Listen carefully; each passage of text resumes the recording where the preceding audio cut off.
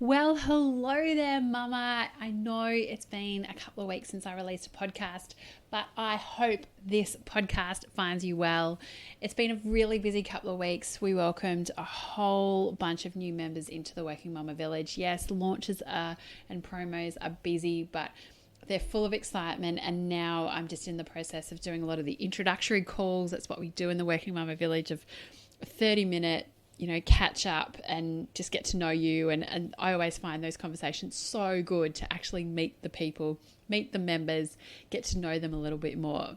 The Working Mama Village is always open. So if you want to join, I'll put the link in the show notes. You're more than welcome to join at any stage. Now on to today's podcast. I am speaking with the delightful, the lovely Emma Lovell. I have to say, this podcast, we're both got a number of podcasts under our belt. We went in pretty much just talking about personal brand, and the conversation went off in so many different tangents. For example, how she manages her business and her approach to motherhood and also having a business. Of course, personal branding, but also about how her husband had postnatal depression. It's something that you don't often hear about, but Emma speaks so openly and so raw about it that you really hope that other people, this gives the permission so others can also do so. Definitely as well about being the identity shift. And so this episode is absolutely jam-packed, so much goodness. And at the end of it, we both have a challenge for you. And we want to remind you, Mama, that you are amazing. So throughout this episode, take a screenshot of what you're watching or where you're watching, or take a photo of you, and then also remind yourself that you are amazing. But then also, next step, we want you to text a friend to remind her that she's also amazing as well. Because you know what? We actually don't tell each other enough that we're amazing, that you're doing a great job. Give the pat on the back to a fellow mum of saying, yeah, I know you've been in the trenches recently. Maybe you've been sick or family's been sick, COVID, there's so much going around. But you know what? They just need a friendly reminder. You're actually pretty good. You're doing great. And you know what? Don't try and be this Instagram perfect mum, because everyone has their down moments, but everyone's amazing. So look, I absolutely genuinely enjoyed my chat with Emma. There was actually quite a few people that said you two really need to talk, and I'm so glad we did. It's honestly such a fun episode that went in so many different tangents, but ultimately really raw and honest about motherhood, life, and how we still want to keep our identity even though we are a mum. A mum is a part of our puzzle of our lives. So let's jump in, and I hope you enjoy it. Welcome to the Working Mama Podcast, a show that provides real-world tips, tricks, and advice to all working mamas on how they can have a career, family, and hopefully one day break the glass ceiling. Welcome, Emma. Welcome to the Working Mama Podcast. How's your day going? Oh, it's fabulous. Thank you for having me. Very excited to be here. Full disclosure, working mama. Do the juggle today I'm in Sydney. I live on the Gold Coast, and I had two grandfathers here, my husband's dad, my dad, coordinating, and, I've got to do an hour of this. I've got a group coaching call. Then you take my son for an hour, then I'll take him for a walk. So it was the full working mama spectrum today. And as always, very scheduled to know who's doing what, and then being clear in communication with everyone around. Yeah, it's like, my dad's like, oh, you arranged for him to come first in the morning? And I was like, yes, I did, because I didn't know how my sleep would go. And I've got things to do because I have to leave the house at 2. So yes, he is out. You are, and you're back on it this time. I was like, you got it? You good? You ready? Yeah. You have to really confirm the plans, don't you? Because I'm like, this isn't oh yeah, I'll sort of be around. I'm like, you're on, because I'm on work. Yeah, and at this time, particularly when work's involved. I have learned. Yes. Emma, how would you best describe yourself? Ooh, I love this one because I actually get my clients to work on this. If you've never met me before, I am passionate, professional, and lovely. My lovely is with 2 L's. Lovely because my surname is Lovell, and I'm lovely by name and lovely by nature. Oh, well said. I think you actually may do pitch coaching, shouldn't you? I do help people a little bit with that, but also I did actually do a personal branding workshop years ago. I participated in one, and someone else said, double the L means double the life. And I was like, taking that. That's a good one. I do live to the max. So the whole, as you can hear from my day, I do have a very full life. I don't like the word busy. I have a very full life. Yes. Well scheduled, well organised by the sounds of it. Mm. And so what's been your mum and career journey to get you where you are today? Yeah, it's been such an interesting one. Like, had you asked me, so my son is 13 months. So had you asked me 18 months ago, you would have heard very different conversation. I was very vocal about the fact that I did not enjoy pregnancy. I would go so far as to use the word hate. But I wanted my son. So I to take a work term, I enjoy the outcome. I did not enjoy the process. And I was always very Not everyone enjoys that. pregnancy. No, but I think about it as like exercise. I know I have to do the exercise in order to feel good and be healthy and to, fit the clothes that I want to wear. So you don't have to enjoy the process to enjoy the outcome. And that was very much the case for me. But I have run my business in my 13th year of business. So I think there's quite working mother, women who run businesses who are mothers is a sort of a niche group. But I had a conversation with a friend, and there's another sort of category that's the woman who already runs a business and then becomes a mother, as opposed to, I now have kids, I want flexibility, I'm going to start a business. And for me, what that turned into was this real fear about losing my identity, losing my mind, quite frankly, like just my mind going to mush, being pigeonholed as a mum and just being put into that box by society. And I loved my business. I still love my business. I love the work that I do. I've run it since uni. I haven't really worked for anyone else apart from contract stuff. So, the thought of losing that, even though I know I was being a bit catastrophic, it was really scary. And so that was my journey to motherhood. And then I was one of those people who, as soon as he came out, it was like a switch. I was surprised and delighted and shocked, quite frankly, by the depth of my love, by the instantaneousness of my love, and by how quickly I have the focus and my prioritizing has come to him. And we've been very fortunate. He's really fit in with us. He does go along with the flow. He's a very content boy, which is wonderful. And I started back work at 4.5 months. And when he was 4.5 months, childcare, and I've had a lot of support, which is fantastic. But I have also, something we mentioned before we started, was I have asked for help. I'm very clear. I was very aware that I could not do this on my own. It takes a village to raise a child, but it also takes a village to raise a mother and to hold a mother. And to run a business. And to run a business, you need a village. You can't do it alone. I have amazing people. I wouldn't be where I am today without the people who support me.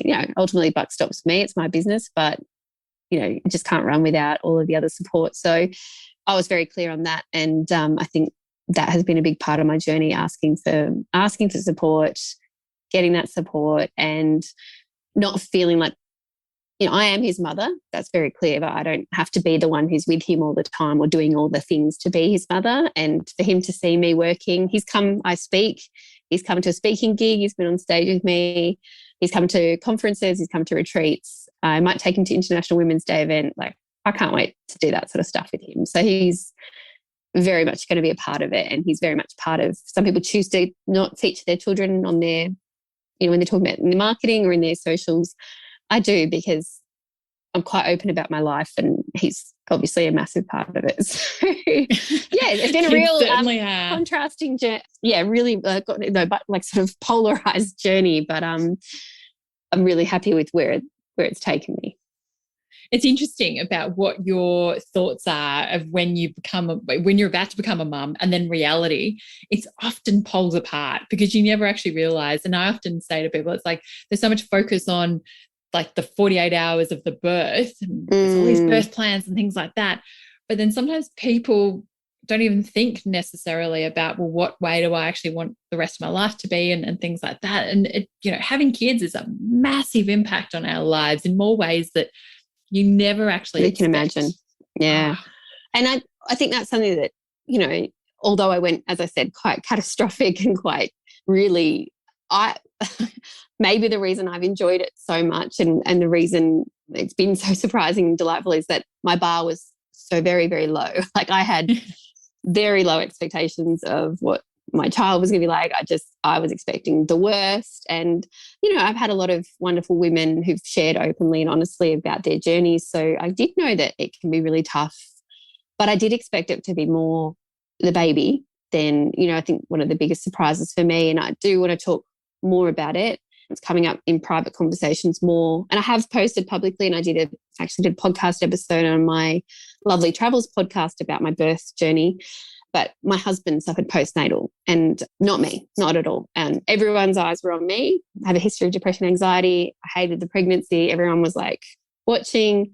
And then that just blindsided me and everyone around us. And, I think the relationships probably, and that, I was like, the baby's fine. It's our relationship. It's the negotiating. It's the organising. It's the managing of family. It's the, it's all that stuff that for me, that was the harder part. Like me and the baby and the childcare, we're good. Childcare, baby, work, good. If that was just running, we'd be fine. But it's all I'm really simplifying, but, honestly, the relationships and my main, partner relationship with my husband, that's been the most difficult, and I don't think that's discussed enough. Oh, I don't think it is as well. And it's even, I think my husband and I definitely have had more arguments since kids, and just the way that they trigger us in different ways. And then you take it out, obviously, as well, sometimes on the ones that you love the most. And it's hard because, even as we speak, I'm trying to get my 3.5-year-old to sleep, and because he'd had a 10-minute nap right in the middle of the, like late in the afternoon, he's just coming back from his grandma's house, his nan's house. And we're just trying to get it back. It's really triggering. And then of course you just explode and you're like, oh, but yeah, the relationship factor of how you both manage, sleep deprivation, all the stress and things like that. And even the concentration that you have on your kids, it's often on them. And you used to direct 100% of your attention to your partner. And now it's 99% on your child and 1% on your husband. And it's the resentment. I think I read something like this one was like the fury that she felt, the fury, like you can't imagine that you could have that. I mean, the hormones, and now you understand what you felt when you were a teenager. Like, I mean, I smacked my hand against the wall, like I threw the remote down on the ground. And like, I remember doing that stuff as a teenager, that just this uncontrollable rising in you. And a friend said today, she's got about a 3-month-old, and she said, it's really made me think about the whole equality and feminism thing. And we love our partners, and it's funny once you've been through it and you talk to people after, and they're talking about how, you're trying to share about the relationship and then inequities and that sort of thing, and trying to prep them, but you just can't. And then, it's like, look, I hope this makes sense when you're having a really crap time in a couple of months' time and you don't feel alone because I've shared with you. So you can't imagine now, but just I hope my words come back to you as somebody else did for me. And so I didn't feel so alone. But she was like, yeah, the whole equality and feminism thing, it really, you see the injustices when you have a child. And someone said to me, it's like, no matter how equal you are, no matter how much they do, no matter how great they are, and, I'm sure we both married good men, like who are really progressive and supportive and all that. But the fact is, with a baby, they need their mum, and they want their mum, and particularly if you're breastfeeding, you're the one that gets up at 2 a.m. in the morning, and because you've got boobs. Yeah. And there's just that instinct too. I know that some women don't, do have the postnatal struggle and things and don't have that connection as much, but generally, majority of the time, we have that instinct and that we can read their needs more. And so you're just thinking of them more, you're more attentive to them. And then it's that mental load that keeps coming up. That it can never be equal. And it's like, it's like you could be 30% probably, like 30-70. There's just a part of it that can never be taken away from you. And that's hard. And Oh, yeah. that her carrying that and the whole, my friend said today, a different friend, I'm always talking to other mums, it's lovely, but saying about talking to her husband and having to like negotiate and sort of prep him and tell him that it's been 5 nights now, I'm starting not to cope. I know you're working full time, but I'm kind of working, like not kind of, she is working, running a business too, less time, not full time. So and I'm like, that's not a thing, babe. You are not functioning properly because you're running on minimal sleep, and it's not safe. Actually, it's not okay. Healthy. There's it's so not much safe. that like I said to my husband a few times, like, I shouldn't be driving a car today, let alone trying to care for an entire human. Like, this is when silly things happen, and we shouldn't have to justify the full-time work. Like, it's just, I'm sleep deprived, I'm exhausted, and I have a very important job, which is to care for a child, so as well as do all the other shit. Yes. And particularly when you've got to work and you've only had 3 hours sleep the night before, and you're like, oh my goodness, you've been up since crack of dawn, but you've still got to show up to work. You've still got to do everything else. And yes, it's definitely a juggle. And you're like, oh, you've been sleeping. Oh, yeah, the resentment. And I think as well, sometimes my husband and he has a more physical job. And so sometimes I say to him, yes, I'm at home. Yes, I work from my office. Yes, I could stay in bed a little longer if my son goes to childcare, but it's like, I have to concentrate today, not I have to think, I have to be creative, and I just I'm like, I don't know how to explain this in any more ways, but if I don't work, I don't make money. I am the business. If I'm not talking to people, the back stops me. Income. Yeah. And it's like, I don't get sick pay. I don't get holiday pay. This is a choice I've made. I love my business, but you can take a day off and you'll get paid. So I just came back to that sometimes, and I'm like, I need to be able to, to build and to grow, and that requires support. And we've had some really good conversations about what support looks like. And he's been good to say, well, what do you mean? Like, because physically he's doing things, but it's like, I need to have the space. Yeah, I need to have the encouragement. I need to have the not pushback. If I ask you to do something, it's just not all the time, but it's like if I ask you to sort of, I'm reaching out, it's like, say yes. That just helps me so much to know that I have this container of support. Yeah. So that then I can confidently go into my business and do what I need to do. And I said my business is showing up for other people. I help people to show up as themselves and encourage them to do that. I've got to lead too, and I've got to do that too. And I can't show up if I'm falling apart. Can't even do the basics, Yeah. And just quickly, how did you recognise that your husband had postnatal depression? I'm really lucky in that he didn't know. I say it a bit rude, but he was acting like, when he starts to act jerky, I know something's wrong. Like, he just gets short with me, or he's a bit switched off, not so much passive aggressive, but he shuts. I can see him sort of not connecting as much. And it was even the second day in hospital, and I said to him, and I was a bit tired, a bit hormonal, but I was like, just go home. Like, he just looked morose, and he was doing things, like I said, he was changing the baby, and he was feeding him, and he wanted to learn those things, and he was doing it, and he's holding him, and it looked beautiful. But what the problem was that he wasn't feeling it.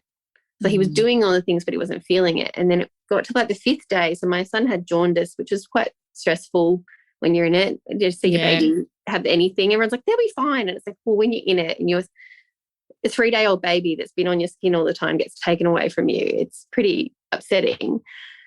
But we were also both relieved to have a bit of a rest. And then we got told we had to stay another day. Actually, for me, I wasn't recovering, as I just was, needed an extra day. And he just was really upset about it and cranky about it. I said, I need this. This is about me. Like, we need the baby to be okay, but we need me to be okay. I'm not well. And I was like, what's wrong with you? And I just sort of pushed him, what's going on? Like, tell me. And he broke down and just cried. And I was like, you're scaring me now. Like, what's going on? And he just said, I said, go home, like, just go home. Like, you can go home. I can't. I need the hospital, and it's a good thing for me. And he said, I'm worried that if I go home, I won't want to come back. And that just like, wow. Geez, that's a few alarm bells. Yep.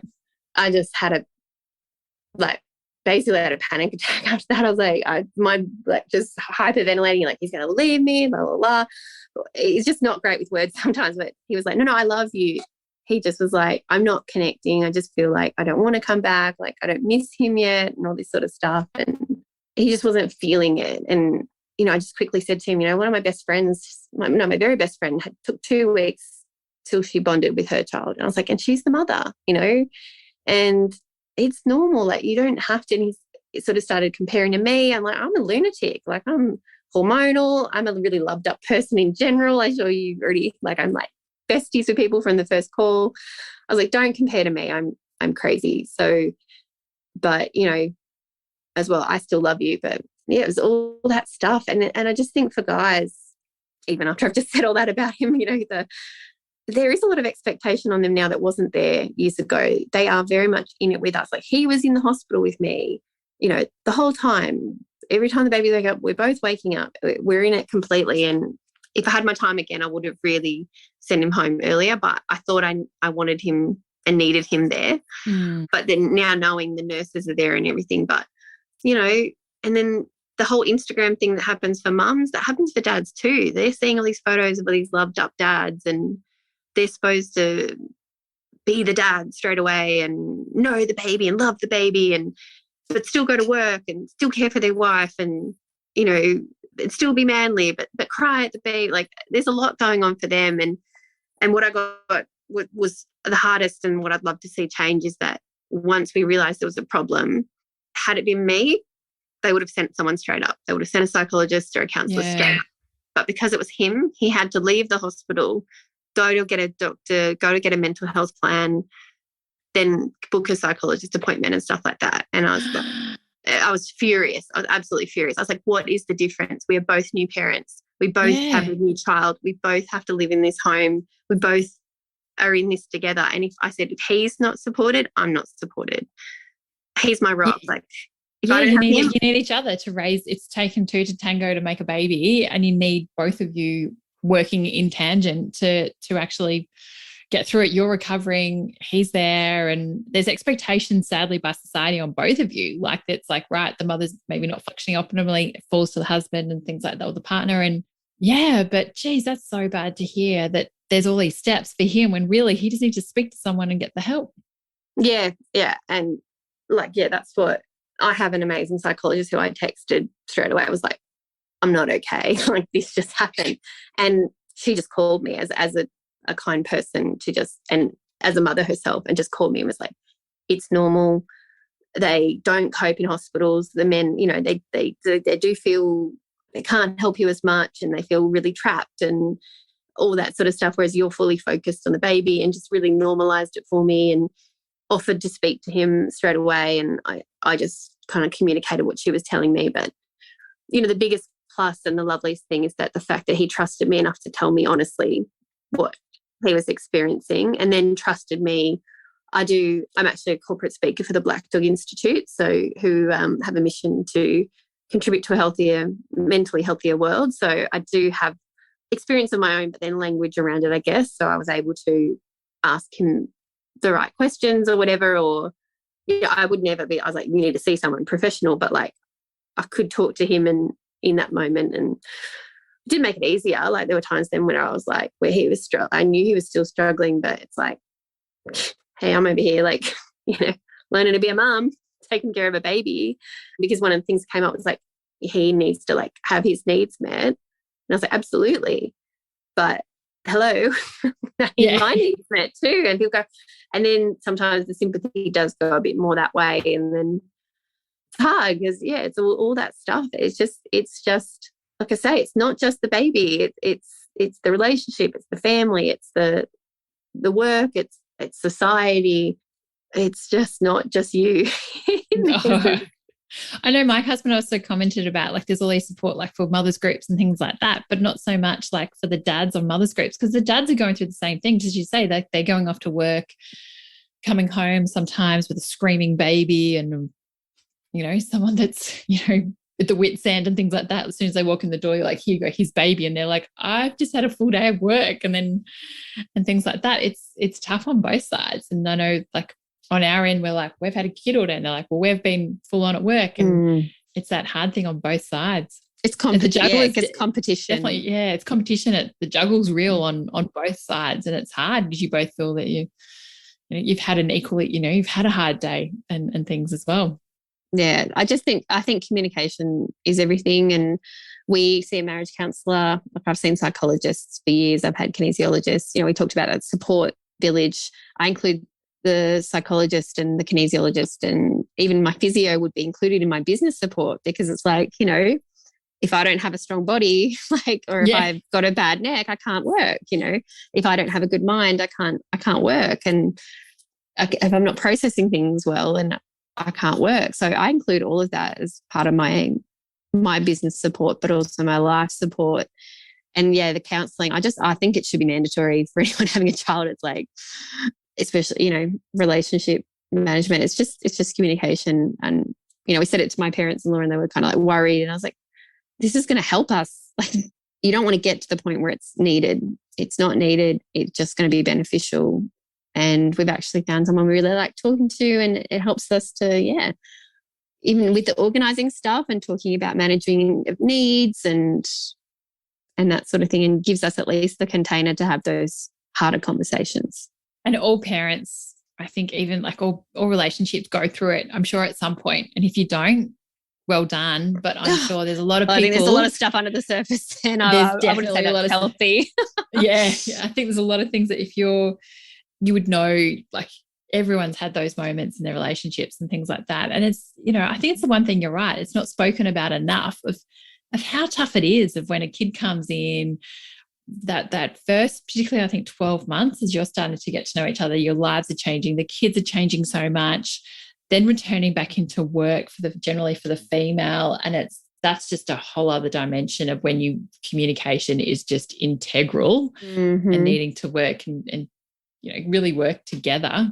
And I think that's also where more dads taking on parental leave, you hear the stories that when they're realizing that they're, looking after the kids and playing that dad role, they're like, oh my goodness, there's so much more to it than they realize. And I've heard then the stories of it being a little bit more equal as a result. Because as you're saying, they realize they're taking on that mental load. They're respecting and understanding, oh yeah, so then maybe level out some of that work, but it's still tough. And relationships are impacted. It's not the focus about when you're becoming kid. There's so many, like, all the appointments and things like it's all new. But there's all that, sometimes there's things around the periphery that aren't spoken about. Absolutely. And that's like, that's the same for business. Like I said, there's things that don't necessarily feel like they are a specific element. Like, we go accounting, marketing, sales, like certain departments of a business that you would expect to be there, but there's other things that help or that contribute that you really need, or like investing in, and it took me 10 years to invest in like a coach. I didn't even think of that as a thing. And funnily enough, now I am a coach. Yeah. So I loved it so much I do it. But, having that person who can really look into your business and be there with you, and life stuff comes up too in that. And people try to separate the whole business and life thing. It's like, it just doesn't work like that. That's what they thought happened in the 60s, leave your personality at the door and you come to work and then you go home and switch off. And it's like, no, and especially as a business owner, like, hell no. So, and working from home now with COVID? Yeah, why wouldn't we talk about our lives, and why wouldn't we talk about our children and other things that are going on? We both in the One Roof Network, and it was lovely on a call the other day where a woman shared openly that she kind of was like, it's not really a work thing, but this is what's happening in my world. And it's like, but of course that's affecting you in work and life. And thank you for sharing that and coming so vulnerably. And, it actually lifted the weight of the world off her shoulders, just saying it out loud. And it's like that in business too, having people, I used to call them virtual office buddies, people, because I have worked predominantly on my own for such a long time.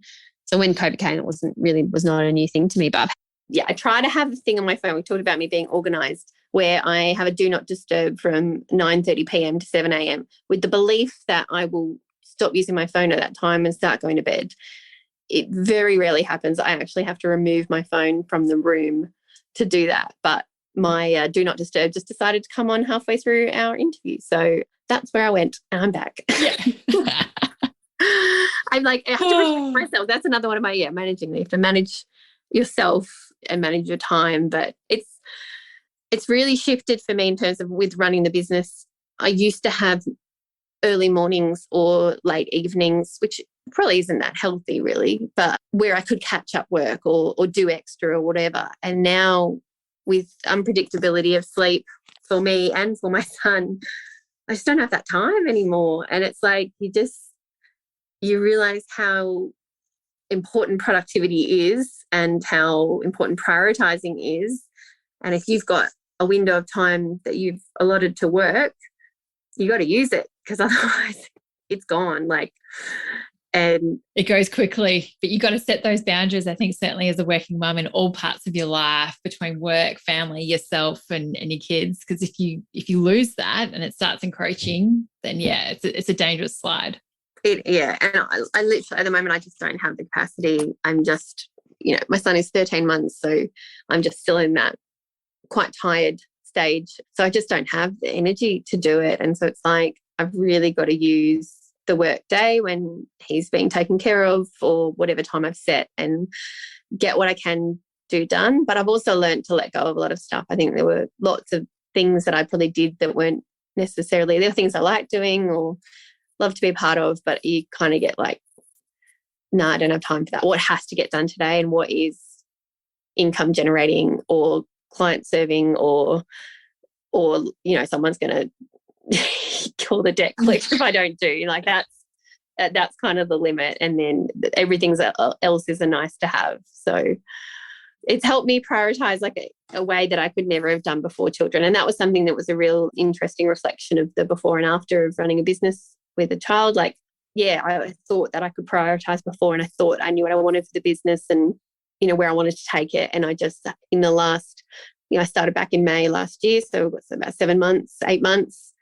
I've moved my business way further forward in such a short time than I ever could have before, I think, because I'm just so much better at prioritizing, and my priority is spending time with my son, and that's non-negotiable.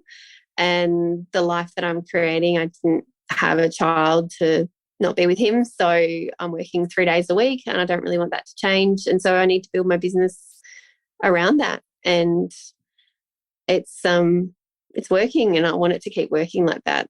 And I see the future I want, and I want it even more because I want it for him.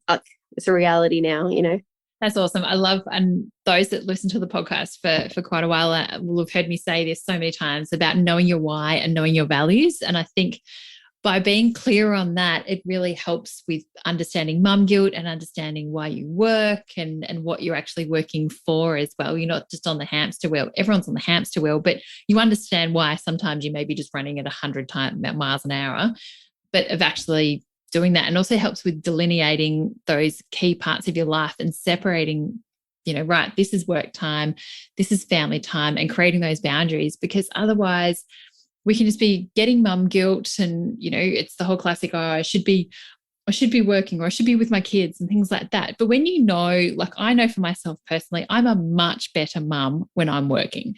I see it as quality time with my kids rather than quantity. And I'm on, like, at the moment, my kids are waking up really early in the morning. And I used to, like, before I went back to work after mat leave, I was like, oh my goodness, I'm starting my day at like 5:30.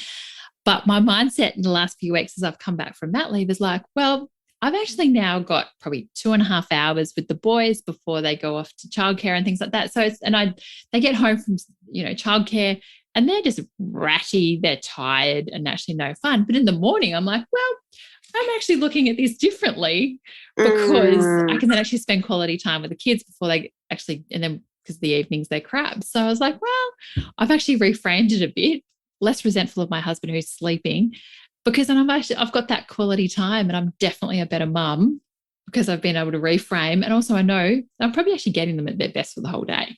That's beautiful. And that's time that you want to have with them. And when you can see it like that, you know, because I've said a few times that I want to go. I finish work around 3:30, 4 o'clock, and it's blocked out of my calendar now. It's really lovely. Like my clients know that too. Like, oh no, I know you have a child, like you have to go pick him up. It's really nice because I am open about it. It's not like smoke and mirrors and, oh yeah, I can have a chat now. It's like, no, that's my time with him. My husband's like said a few times, like, why don't you just leave him later? Like, you know, they're open till 6. Like you can leave him. I'm like, because I don't want to. I don't want to see him for half an hour at night.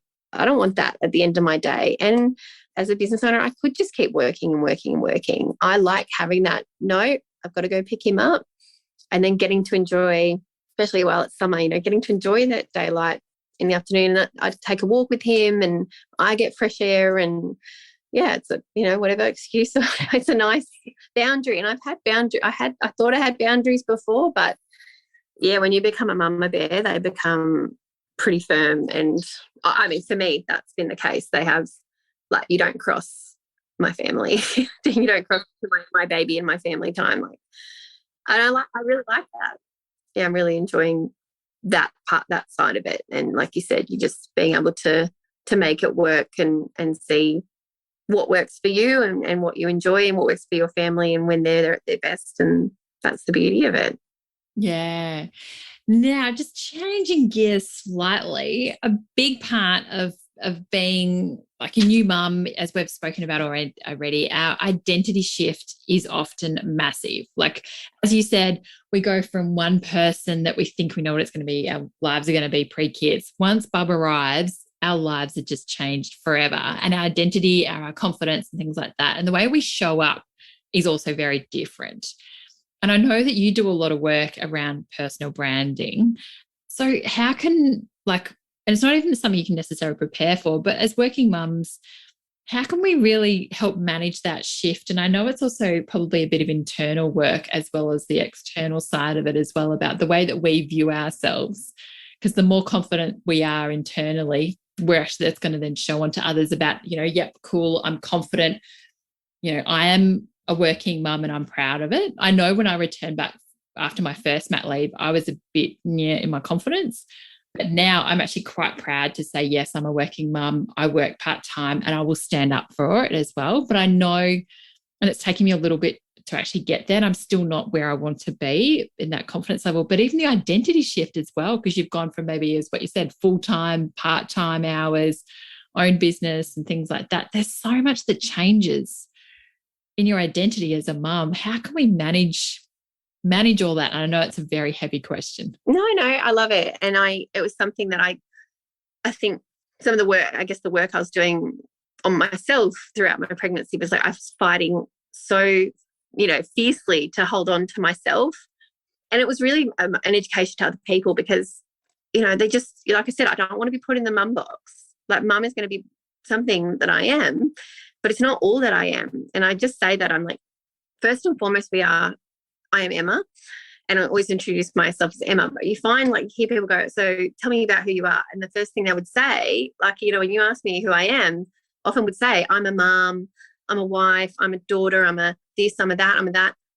Maybe the last thing will be business owner, but it's like, you actually probably didn't even say your name. Like, who are you? You are you as a person. And actually reading children's books, I just literally read a Sesame Street one about calling you are you. I'm like, this gold marketing material for me in these books. But we get these beautiful messages when we're children about you are unique, all those things that make up you are you. And then over life, all these roles and titles get piled onto us, and we take all these different positions we've had in work, girlfriend, friend, Joe's mate, like, you know, get all these different titles, and then we get hidden underneath them when it's like, just come back to who you are. I am Emma. And so some of the work I'm doing with people is rediscovering that. But I had a real sort of moment of clarity a few months after I'd had my son, and someone said to me, so how are you liking your new identity of mother? And I was like, or your new role of mother. And I was like, you know, mother is a piece of me. And it's like, when you think of a puzzle, you know, we have all these pieces in a puzzle, whether it's a 10-piece puzzle or whether it's a 1,000-piece puzzle. And probably by the time you're mother age, you probably have 1,000 pieces.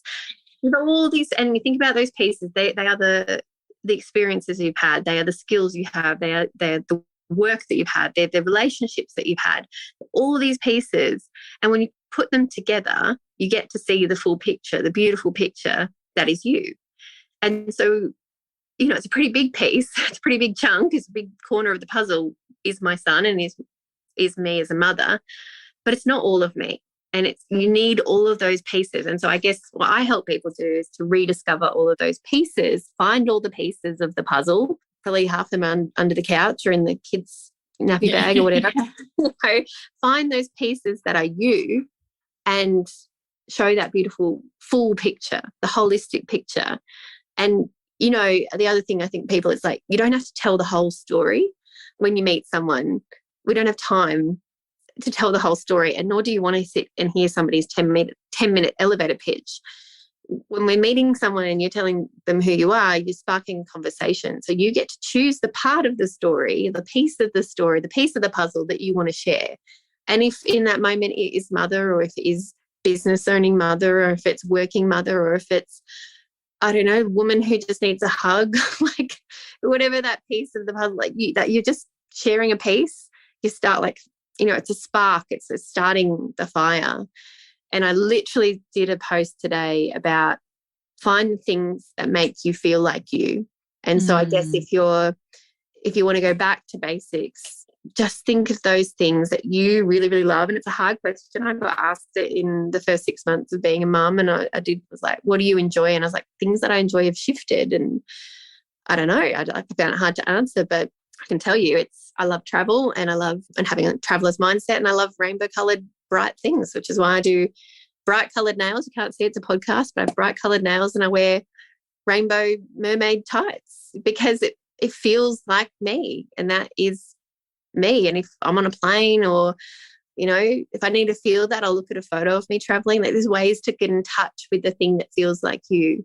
And so I guess find the things that really light you up, that feel like you and that excite you. And even having that there would just give you the confidence and reconnection to yourself. And what about from an identity shift at work, where people may go, oh, you used to, you know, be you of, say, Emma Lovell at the start, and then now you're Emma with a child. Like there's people that put, you know, biases and put you in a box, so to speak. And how can you manage others' perceptions and, you know, around your identity shift? There's, two things on that. It's funny. Like, I think one of the things to say is like, what other people think of you is none of your business. So it's like, you are you and you're doing what you're doing. And if they think that you have changed since coming back to work, well, quite frankly, you probably have. So I am different now. Like, you know, a friend said about one of our really dear friends, she's like, well, she hasn't changed at all. And I wouldn't have expected her to, just like you have. And I was like, actually, we've changed a lot. Like, we're still us, but our priorities have changed a lot, and the things that we focus on have changed a lot. And, you know, the way that we might have interacted does change, and that's okay. It's still me, but, you know, so yes, she was right in the essence of that we are still ourselves, but there is a huge change. So if they don't like what they're experiencing now, that's up to them, and that's kind of their problem, I guess. But in terms of, I get how you're having that conversation going, I'm now a mom, and sharing that, you know, the thing is we're in control of the story and we're in control of the narrative. And the way that personal brand works, after saying that it doesn't matter what people think, the way that your personal brand works is, if you think about a Venn diagram, you've got one side is how others people see you. The other side is how you see yourself. And in the middle is personal brand. So it is the combination of the two. And so people are going to see you a certain way, and you're going to project yourself a certain way. What we want to do is make sure they're aligned, you know, and what you're putting out is what people are receiving. And so in that respect, you do have control over what you're saying and how you present yourself and how you feel about yourself and how you talk about yourself. And even when I shifted, my business was focused on marketing, PR, copywriting, and social media, my old elevator pitch. And then I shifted to personal branding, bringing in all of those elements and taking that into my coaching. And I went to do a speaking gig, and I was like, what do I say? Like, how do I introduce myself? And I actually went up to a fellow member of this event, and she was a speaker. I said, I don't know what to do. Like, how do I say? Like, I'm Emma Lovell, and I have Lovelly Communications, and I do personal branding, and I do this. And like, she's like, why don't you say I'm Emma Lovell and I'm a personal branding coach? And I was like, oh yeah. And like, who's going to argue with me? Like, did somebody come up and be like, are you really, that's what if people are going to believe, if you believe and you know it, they're going to believe what you tell them. So I think it's, I guess, you feeling okay with that at first. And I know that when my son went to kindy, I sort of decided whether when it was that first day that he went to kindy, and I was like, oh, do I put this out there? And like, what do people think? And that sort of thing. And then I was like, you know what? No, I am going to put this out there because it's important. It's a huge day in my life that I'm, starting back at work probably, and that my child's going to kindergarten. And, it's like we've said before, if one woman reads this and it makes her feel okay about the fact that she's going to go to work and that she's putting her child in childcare, he was quite young, 4.5 months. If she reads that and she's okay with it, then I'm really happy about that. And, I want my clients and colleagues to know that this is what I'm doing in order to show up, and this is the life that I have. And so I think you still might have that dialogue, or you might have that, what will people think? But ultimately, well, how do you feel about it? How do you want to feel about it? It's your narrative. You're in control. Take back control and share it. And if people don't like it, see ya. Yeah, it's so true. Actually, someone spoke to me today and they're going, oh, so have you come back full time? And I was like, no. And he goes, oh, well, how many days a week you work? I said 3. And he goes, oh, okay, right. So which days are they? And I said, right, okay, these are the days. And he goes, okay, right, I'll make sure I don't call you on the other days. And I was like, yes, that's good. Well, that's awesome. Yeah. Which is awesome. No, it's boundary setting, but also he was like, no, okay, that's good. And even if I then reply to an email on other of the days, he'll then actually tell me off and say, no, don't do that, because this is very clear. But yeah, it's one of those things also, I'm saying it going, yeah, I'm working 3 days and these are the days. And I felt like actually it was funny because in myself, I felt guilty of going, no, 3. But I'm like, no, I need to own the narrative, because 2 nights ago I was on a global call and I was standing up for part-time mums of actually what it means. And just because we work part-time, don't view us differently when it comes back to the identity piece. Just because we're working that, what's it to say that we're not just as productive and have the same amount of output as someone that works 5 days a week? There's hours, yes, that are there, but who knows actually how productive some people are for all those hours. As we know, working mums are massively productive. Not at all. And it's coming back to that. I say, let's remove the word just. Like, I'm just doing part-time.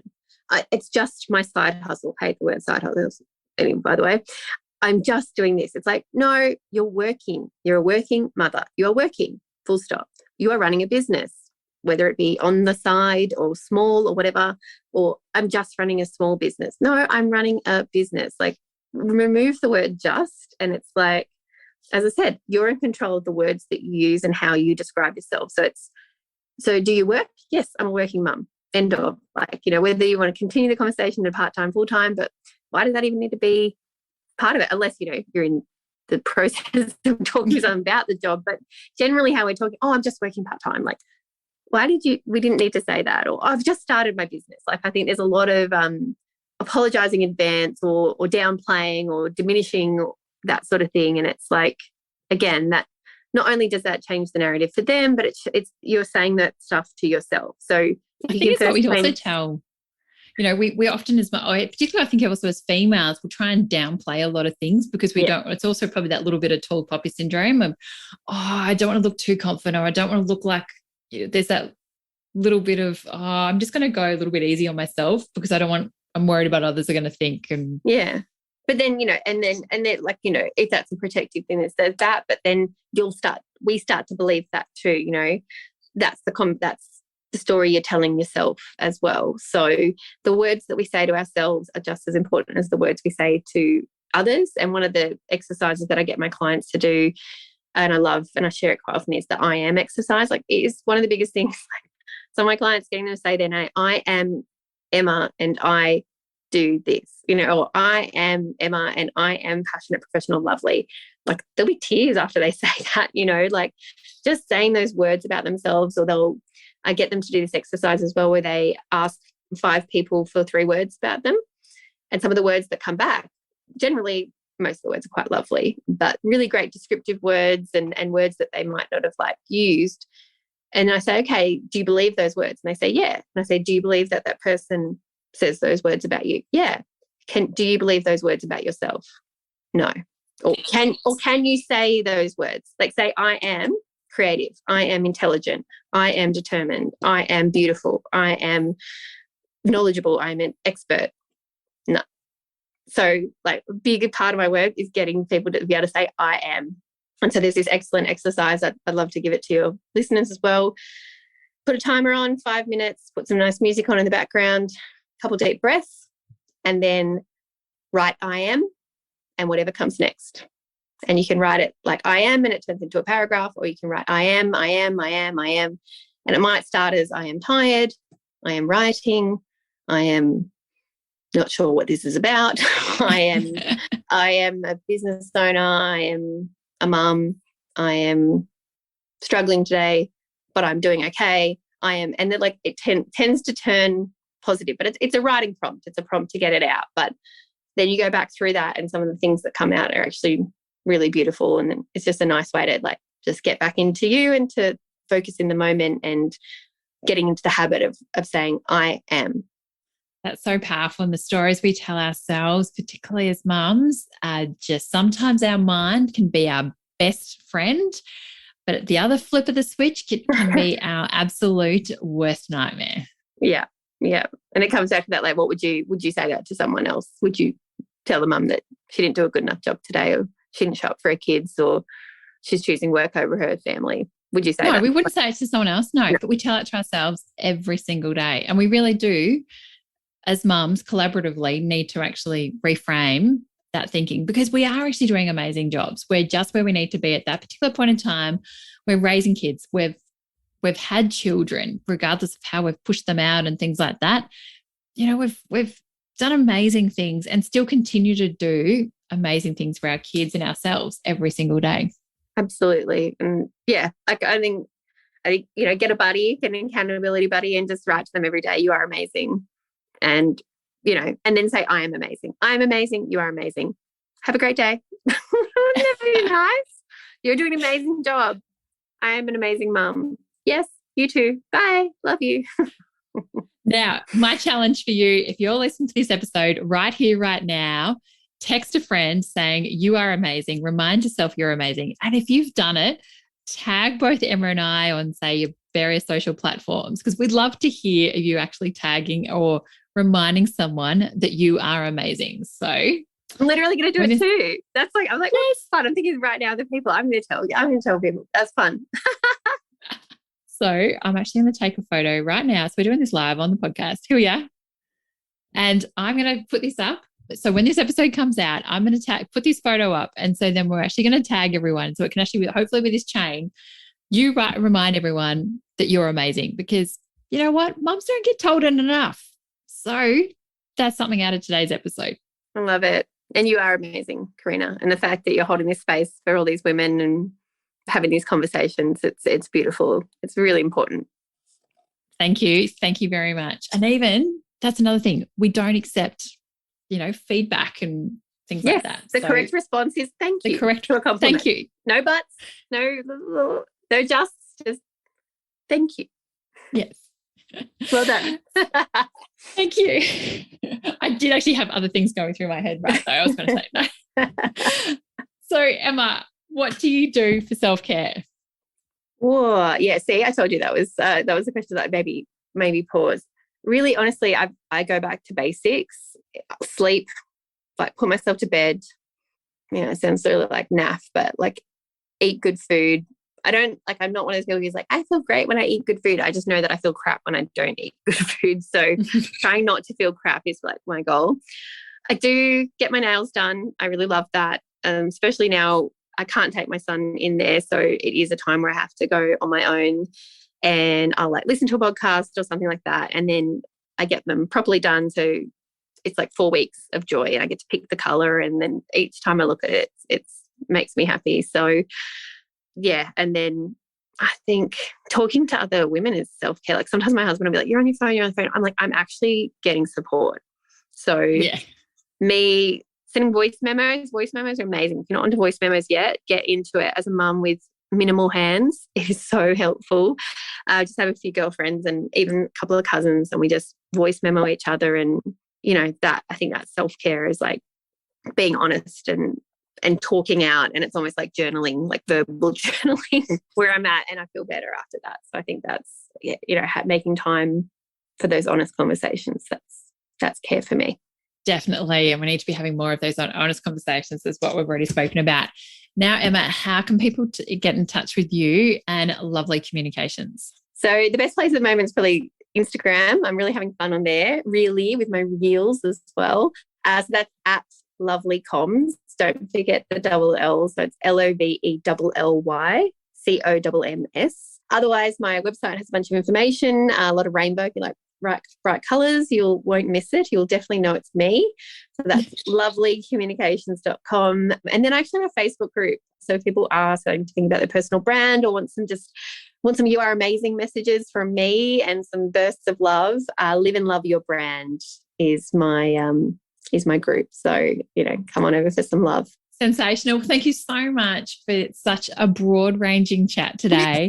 We've spoken about, I've taken notes here. We've taken about from managing businesses, losing identities, husbands with postnatal depression, counselling, relationships about when we have kids, the puzzle identity of mums, and really then personal branding and about you doing you, and that reminding you that you are amazing. So when I actually go through that, we've had such an amazing chat. Thank you so much for it, because it's been so informative. We've really been very productive with our time about what we've talked about. So thank you so much. It's been so broad ranging and so impactful. So thank you so much, Emma, and best of luck with everything in the future for you, because I know you're going to keep smashing it as what you have since your son was born, and reach for those goals as what you want to achieve.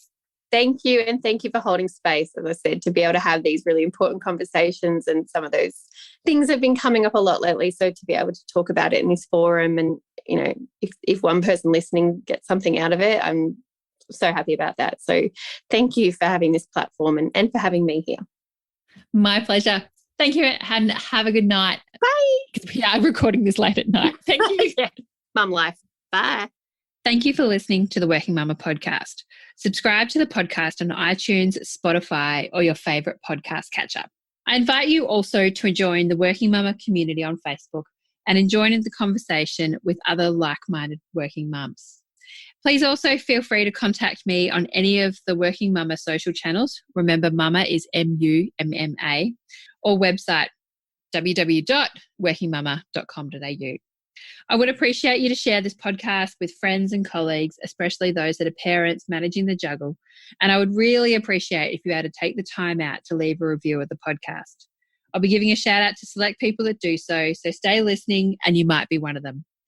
Thank you, and see you next time. Have a great week.